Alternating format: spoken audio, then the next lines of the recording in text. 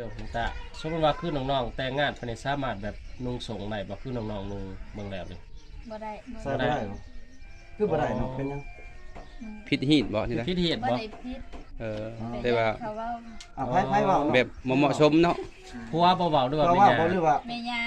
ไม่ยา ไปงานหรือว่าปลาข้างบ้าน บ้านอยู่แม่ย่า แบบย่านชาวบ้านเว้าเนาะ แสดงว่า ใส่ในใส่ได้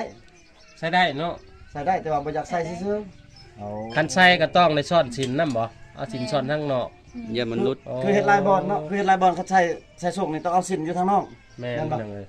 อ๋อ เวลานอนได้ฉันนุ่งสงหรือนุ่งสินกันสมมุติว่า ก็สิ้นแล้วเนาะ ว้าพี่น้องเอ้ยเวลานอนก็นุ่งสิน ต้อง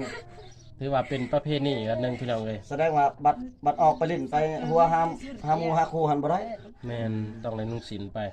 สมพ่อเนาะแบบแต่ละเขตแต่ละบอนเขาจะเป็นวัยรุ่นเนี่ยเขามักนุ่งสง บัตร ช้อนชิ้นเนาะ อยากถามแม่ว่าเรื่องแต่งหน้านี่ซะ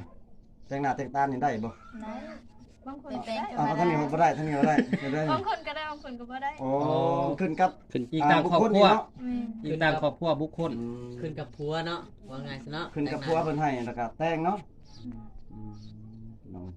บางครอบครัวผัวให้แต่งก็ถือว่าแต่งหน้าได้ แต่งธร บาง รม คน ดา ก็แต่งบ่ได้เนาะ ถ้าแต่งแบบซ้ำซุมน้องแต่งนี่ได้บ่ ได้อีก ได้เนาะโอ้แต่งซ้ำนี่ก็งามแล้วซ้ำนี่เนาะ ก็คือกันทางลาวลุ่มเฮานี่เพิ่นให้เมียแต่งได้เนาะเพื่อว่าให้เมีย แต่ งาม เมียงามเด้ซุมน้องมักแต่งหน้าหรือบ่แต่งหน้าเอ้า การชื่อว่าได้ผัวไป มักแต่งหน้า มักแต่งหน้า แต่มันอยู่ที่ว่าถ้าเอาผัวไปแล้วผัวให้แต่งหรือบ่เนาะ ยันผัวบ่ให้แต่ง โอ้แม่นๆ รักแต่งแหละ แม่น รักแต่งกับ รั พ่อ เนาะ พ่อหายที่บัดนี่ รักแต่งกับพิษกันกับแม่ย่าแหละบัด อืม ถ้าเซ็นหน้าสุดจะได้บ่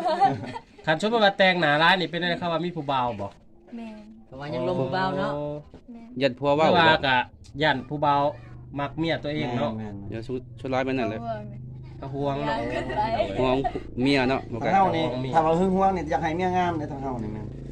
แต่หึงหวงคนชนเผ่านี่คืออยากให้เมียขี้ร้าย แม่นๆ จังมีผู้บ่าวจัง จังบ่มีคนมัก จังบ่มีคนผู้บ่าวมักหรือว่าผู้บ่าวมาจีบเนาะ อืมที่ต้องไว้ความคิดต่าง คน กั ละ น ห่วงเนาะ FC ได้ว่าแนวใดมักให้เมียงามบ่หรือว่าเมียขี้ร้าย ลองคอมเมนต์ไป ล เนาะ องคอมเมนต์ เพิ่นมา พี่น้อง ตำรัก เอ้ย บ่ เฮาก็ฮักก็เคยเห็นอีกของประเพณีทางเขาเจ้าชนเผ่าตะโอย